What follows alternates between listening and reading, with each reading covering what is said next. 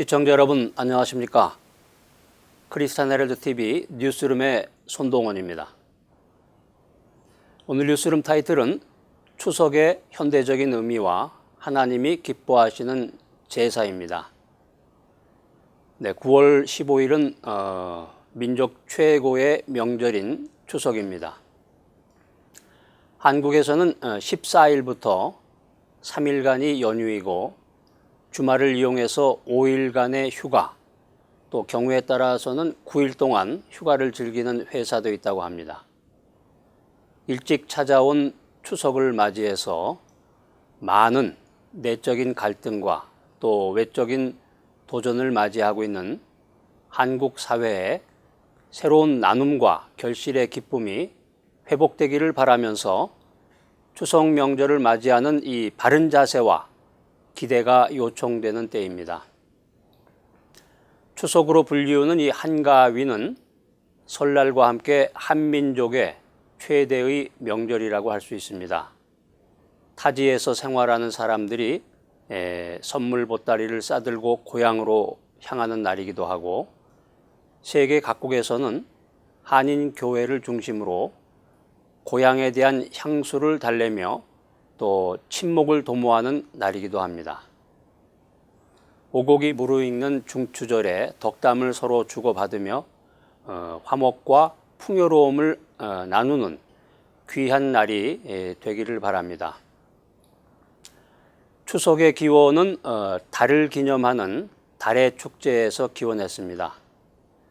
고대 사회에서 이 밤이라고 하는 것은 두려움과 공포의 대상이었는데, 어두운 밤이 되면 전쟁 때는 적의 습격이 있었고, 보통 일상생활에서는 도둑이나 맹수의 습격을 받아서 두려움의 대상이 되었습니다. 할 일이 많아서 밤에 일을 할 때 어두움을 밝힐 불이 있어야 하는데, 전기가 없었던 이 고대 사회에서 환한 빛을 주었던 이 달은 여간 고마운 존재가 아니었습니다. 그래서 한 달에 한 번 만월을 이루는 달은 고마운 존재였고, 1년에 가장 큰 만월인 추석에는 그 만월 아래서 달의 고마움의 축제를 벌이게 되었습니다. 추석에는 성묘를 합니다. 성묘라는 것은 묘를 살핀다는 뜻인데, 이것은 민족 신앙에서 비롯된 것입니다. 우리나라의 그 민족 신앙은 불교의 범신 사상이나 도교의 자연신 사상, 그리고 유교의 신선 사상에서 형성되었습니다.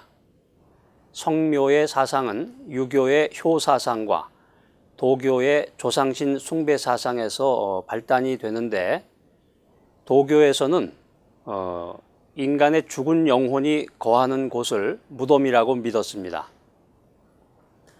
그래서 이 성묘는 한마디로 도교의 영향을 받은 것으로 무덤에 거주하는 조상을 공경한다는 차원에서 음식 중에서 제일 좋은 것을 선별해서 묘 앞에 차려놓고 감사를 표하는 것을 말합니다. 그래서 실제로 도교를 섬기는 이 대만에 가보면 무덤을 현실의 집같이 예쁘게 잘 꾸며놓고 또 좋은 음식도 차려놓았습니다.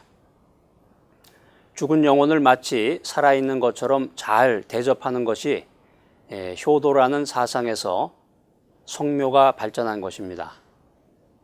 세상을 떠나서 만날 수 없는 부모를 찾는 성묘보다는 날을 정해서 살아계신 부모님을 찾아뵙는 것이 추석의 현대적인 의미라고 생각이 됩니다. 추석에는 차례를 지내는데, 차례는 명절이나 조상 생일날에 낮에 드리는 제사를 말합니다. 추석은 원래 차례를 지내는 명절이 아니고, 추석 음식을 마련하는 것은 이 고대 사회에서 그 지역 마을의 축제로 나누어 먹기 위한 것이었습니다. 그런데 축제가 거듭되면서 제사 의식이 생기게 되었는데, 이 조상신을 섬기는 도교의 사상으로는 추석에 조상신들이 섬김을 받을 수가 없습니다. 왜냐하면 이 도교에서는 사람이 죽으면 옥황상제에게 소속이 되어서 1년에 단 한 번 자기의 그 제삿날에만 구천에서 지상으로 갈 수 있도록 허락되기 때문입니다. 미국에서는 우리의 추석처럼 매년 11월 넷째 주 목요일에 미국 최대의 명절인 땡스기빙 데이로 지냅니다. 1620년 신앙의 자유를 찾아서 메이플라워를 타고 신대륙 미국에 정착한 영국의 청교도들이 이듬해 추수를 마치고 하나님께 감사의 예배를 드린 데서 이 땡스기빙 데이는 유래하고 있습니다. 유럽의 감사절의 기원은 기독교 이전으로 거슬러 올라갑니다. 비슷한 의식이 로마 제국이나 그리스 등지에 있었고 유대인들도 숙회 또 식회라는 가을 수확 무렵에 축제를 지냈습니다. 영국은 전통적으로 8월 1일을 추수감사절 라마스로 지키고 있고 독일의 추수감사제는 10월 초에 있습니다. 네, 이와 같이 유럽의 감사 축제는 그 나라의 민속과 깊이 관련되어 있습니다. 하나님이 기뻐하시는 제사는 무엇일까요? 신앙생활에 있어서 사실 가장 중요한 것은 예배를 드리는 것입니다. 예배는 하나님과의 만남이며 교제입니다. 땅 위에 있는 모든 인생들은 예배를 통해서 복과 은혜를 받습니다. 지금부터 2000년 전에 예수님이 오시기 전에 구약 시대에는 예배 대신 제사를 드렸습니다. 그 이유는 죄인된 인간이 하나님을 직접 만날 수가 없어서 죄를 씻는 속죄의 제사가 필요했기 때문입니다. 예수님께서 이 땅에 오신 이후에는 죄를 씻는 속죄의 제사가 필요치 않습니다. 왜냐하면 예수님께서 골고다 언덕에서 피를 흘려서 인생의 모든 허물과 죄의 값을 대신 지불하셔서 완전한 제사를 단번에 드리셨기 때문입니다. 그래서 예수님께서 오신 이후에는 제사 대신에 예배를 하나님께 드리게 되었습니다. 이스라엘의 5대 제사라고 알려진 구약의 번제, 또 소제, 화목제, 그리고 속죄제와 속건제가 있습니다. 이 제사들은 여러 가지 의미를 가지고 있지만 한마디로 요약하면 희생 제물을 통해서 개인과 백성의 잘못을 용서받고 더 나아가서 향기로운 제물로 하나님을 기쁘시게 함으로써 하나님과의 올바른 릴레이션십을 유지하려는 목적을 가지고 있습니다. 번제는 그 이름이 뜻하는 대로 남김없이 다 태워서 드리는 제사를 말합니다. 그런 의미에서 보면 이 번제는 속죄를 위한 제사고 온전한 헌신을 다짐하는 제사라고 할 수 있습니다. 소제는 5가지 희생 제사들 가운데서 유일하게 곡물을 불로 태워서 드리는 제사입니다. 소제의 특성은 현대의 예배가 무엇보다도 하나님의 은혜에 감사하는 기본 정신에서 비롯되어야 하는 것을 우리들에게 가르쳐주고 있습니다. 네, 세 번째 제사인 화목제는 1차적으로는 하나님과 예배자 사이의 화해와 친교, 그리고 하나님께 대한 감사와 서원을 위해서, 그리고 2차적으로는 예배자와 가족을 포함하는 그의 이웃과의 화해와 친교를 위해서 드리는 제사입니다. 화목제가 화해와 친교를 목적으로 하는 제사라는 점에 기초해서 현대의 예배 참여자들이 예배가 끝날 무렵이나 끝난 후에 화해와 친교의 순서를 갖는 것이 바람직할 것입니다. 속죄제는 자신도 모르는 사이에 하나님의 계명을 위반했을 경우에 그 죄를 용서받기 위해서 드리는 제사입니다. 마지막으로 속건제는 하나님과 사람에게 잘못한 일이 있을 경우에 드리는 제사입니다. 속건죄는 범죄 행위로 인해서 피해를 입은 사람에게 보상할 것을 요구합니다. 예배자는 누구나 하나님과 사람에게 잘못한 모든 것들을 사함받으려는 간절한 마음으로 예배에 참여해야 합니다. 히브리서 13장에 보면 구약에서 드렸던 이 제사와는 전혀 다른 새로운 세 가지의 제사를 소개하고 있습니다. 첫 번째가 거룩함에 이르는 제사입니다. 현대 크리스찬의 최대의 약점은 자신의 죄를 고백하는 회개의 기도를 하지 않는다는 것입니다. 죄를 자백하지 않으면 여전히 죄 아래 머물러 있게 되고 죄가 있는 곳에는 시험이 있습니다. 하나님이 현대인들에게 요구하시는 제사는 바로 죄를 자백하는 회개의 제사입니다.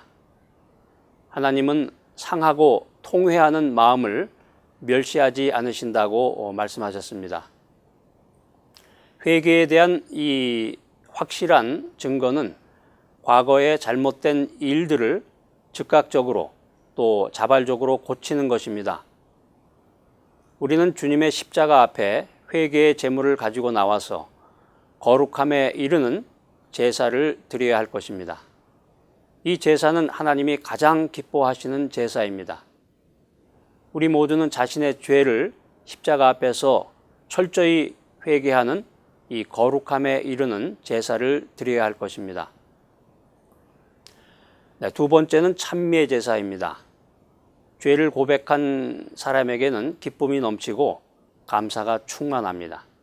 자신도 모르게 흥얼거리며 하나님을 찬양하게 됩니다.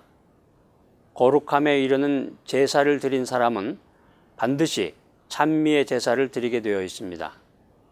하나님과 나 사이에 죄의 장벽이 제거된 성도들은 기쁨과 감사로 하나님께 찬미의 제사를 드립니다. 우리는 하나님 앞에 나올 때마다 찬송을 부릅니다. 자, 그렇다면 우리가 어떻게 찬송을 불러야 할까요? 성경은 신령한 노래를 부르라고 권면합니다.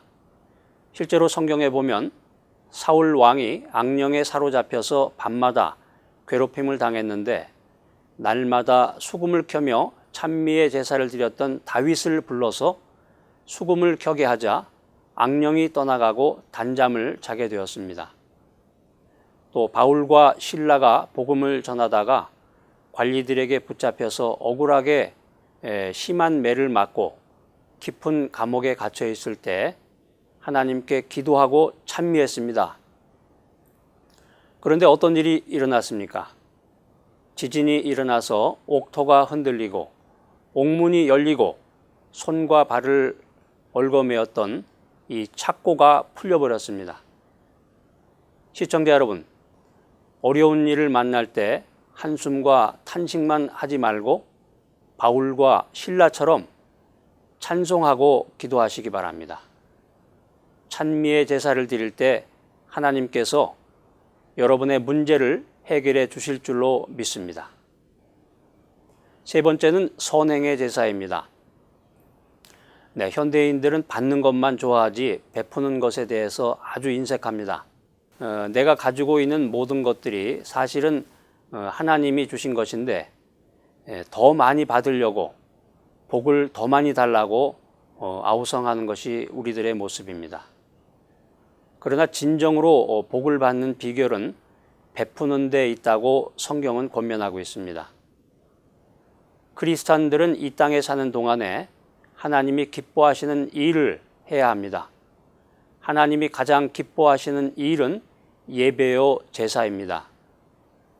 그런데 예배는 아무 때나 드리기가 어렵지만 이 선행의 제사는 마음만 먹으면 어느 때나 드릴 수 있는 것입니다. 경건 생활은 어려운 사람을 돕고 선을 행하는 데서부터 출발합니다. 여기에 진정한 크리스찬의 모습이 있는 것입니다. 이웃이 당하는 아픔을 내가 겪는 아픔처럼 생각하고 도움을 주는 것이 크리스찬의 아름다운 모습입니다. 여러분은 장래를 위해서 어떤 투자를 하고 계십니까? 여러 가지 보험에 가입하셨나요? 네, 그것도 지혜로운 방법 중에 하나입니다. 그러나 하나님께 보험을 드는 것보다 더 확실한 보험은 없습니다. 선한 사업에 인색하지 말고 나눠주기를 좋아하며 어려움 당한 자를 돕는 일이야말로 장래를 위한 확실한 투자요, 또 가장 수익성이 높은 보험에 가입하는 것입니다. 그래서 성경은 이렇게 기록하고 있습니다. 가난한 자를 불쌍히 여기는 것은 여호와께 꾸이는 것이요 그 선행을 갚아주시리라. 시청자 여러분, 우리가 예배하는 곳에 주님이 함께 하십니다. 예배는 하나님께 드리는 것입니다. 신령과 진정으로 예배를 드려야 합니다. 하나님이 기뻐하시는 예배를 드리려면 하나님을 섬기며 하나님의 나라와 하나님의 영광을 위해서 살아가므로 우리의 몸이 하나님이 기뻐하시는 거룩한 산 제물이 되어야 합니다. 사도 바울은 이렇게 현대인들에게 권면합니다.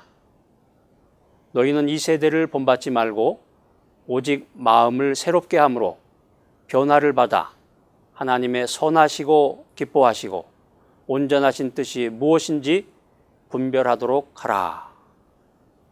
네, 천국은 예배가 있는 곳이고 지옥은 예배가 없는 곳입니다. 그래서 이 예배 시간이 얼마나 소중한지 모릅니다. 주님을 예배할 때마다 감사하시기 바랍니다.